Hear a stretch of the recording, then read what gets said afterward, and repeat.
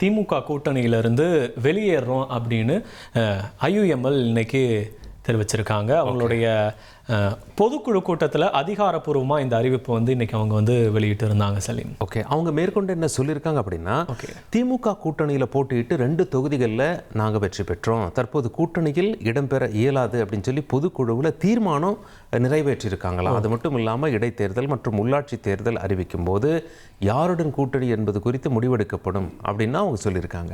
அது மட்டும் இல்லாமல் எல்லா தேர்தலையுமே நாங்கள் தாவேகாவுடைய வெற்றிக்கு உறுதுணையாக இருப்போம் அப்படின்னு கூட IUML தலைவர் காதர் மொய்தீன் சொல்லியிருந்தார். இது மட்டும் இல்லாமல் மேயர், துணை மேயர் போன்ற பதவிகள்லாம் கூட நாங்கள் தாவேகாவோட ஆதரவோட பெறுவோம் அப்படின்னு கூட அவர் சொல்லியிருந்தார். சலீம், அவர் பேசின காட்சிகளை நம்ம பார்த்துடலாமே.